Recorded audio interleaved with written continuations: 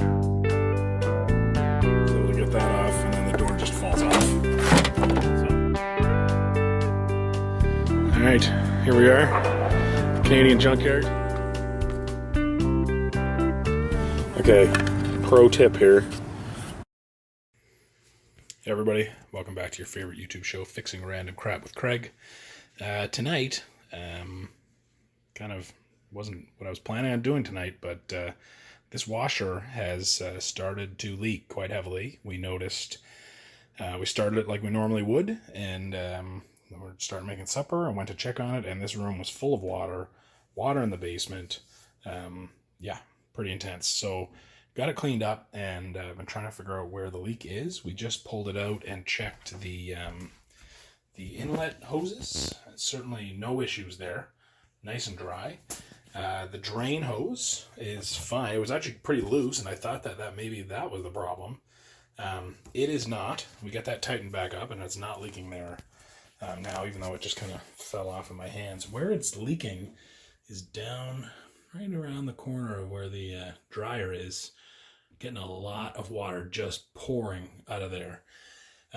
So not really sure what it is. Going to attempt to take this bad boy apart and see what we can figure out without this whole shell on it where it's leaking, and see if we can get a part to fix it. All right, more to come. Okay, I should have added this is a Kenmore 90 Plus series. Circa 1999, so could be a little past its service life. But we happen to be in the middle of a global pandemic and entering a stay-at-home order, so it could be really hard to get a washing machine. And we have two tiny children here, one that started potty training today, so this is really killer timing.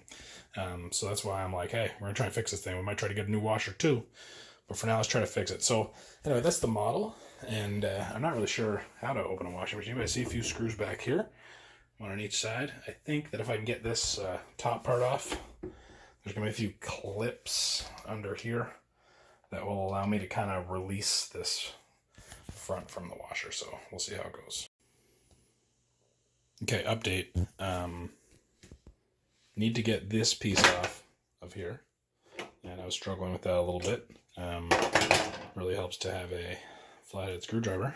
Kind of jam it right in. I can make it on this side. A little twist like that, which pops off. Fought with that for way longer than I should have. So now I understand I'm going to take these off. This thing's going to flip backwards.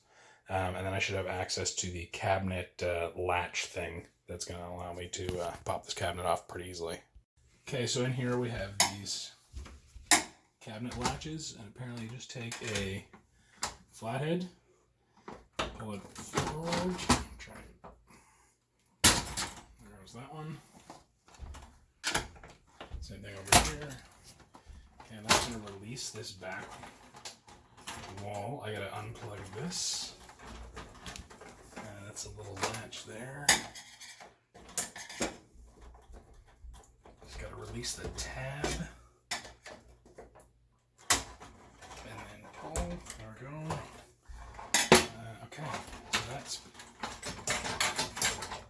Don't want to lose these guys. For a second.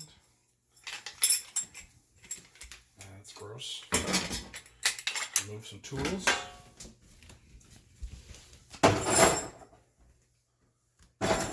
We should be able to pull this right off now.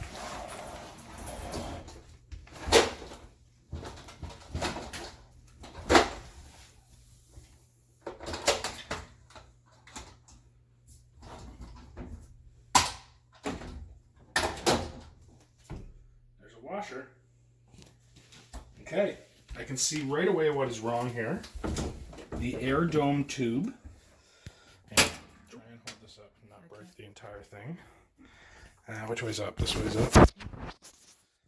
So right away, as I look down in here, this tube is disconnected. Can you hold this part up there? So you guys are going to see this fixed live. This tube is the, I don't know where my lens is. There it is. It's supposed to be on top of that nub right there. What this does, this is called the air dome, and it connects. So this kind of little thing creates a pocket of air that as the washer fills up past this point, it pushes the air up through this tube, which goes up here, across there, and into this, which is called the pressure switch. And that over here connects to the how big is your load. Then, it can tell based on how much pressure is being sent up there. As the water fills up higher, it pushes more pressure up that tube. However, of course, if that tube somehow becomes dislodged, then water's going to come out of it onto the floor, which is exactly what's happening for us. So this looks like it's going to be a real easy fix. Knock on wood. And knock on wood. So what I might do is put a little clamp on there so that this doesn't happen again. This could have been a really bad flood had we not noticed it as soon as we did. So I might put a little clamp on that to make sure it doesn't come off again. But pretty sure that's going to be the fix. So if there's no more clips after the end of this video, then it worked. So thanks for tuning in. See you next time on Fixing Random Crap with Craig. Okay, I'm going to, just to keep this thing from wanting to pop off again, and again, like, I'm pretty concerned about how much water came out of this thing in a short period of time. Could do a lot of damage. I'm going to put one of these hose clamps on. Happen to have this lying around. It's about the right size. I'm not going to tighten it too hard, because I don't want to cause that hose down there to, like, crack. But just a little bit of snugness to help keep that thing seated. So, gonna try that. Okay, so there it is. Our little clamp on there. Try not to put it on too tight, but when I pull up on that now, it's not moving. So, fingers crossed. Yeah, take it easy. Okay, folks, we're back in business here. The tub is full. There are no puddles. That's a dry floor. I wanted to just chime in one last time about getting this cabinet back onto the washing machine, because that was easily, without question, the absolute biggest pain in the butt of this whole process. So what you want to do is, as you are tilting it back on, like as you have it all disconnected, you're going to lift open the door and you just kind of tilt it away. When you put it back, you want to use your foot to drive that bottom lip into the bottom.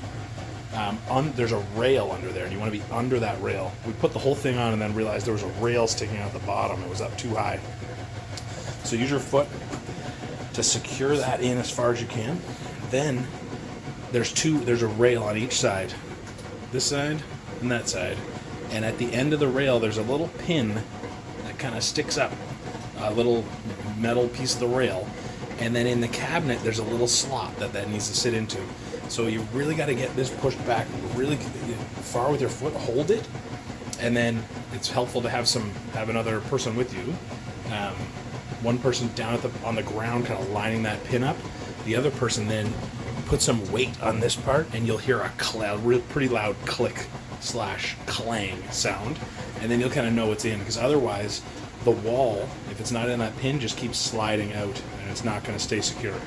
So that was a real pain, but really that push down till you hear a click, pretty loud click, and then you can put your clips back on that we know that reside kind of in under here, and that will secure it. So getting it back on, big pain in the butt, but we're back in business. Dry floor. We're washing some kids' pants right now, so take it easy.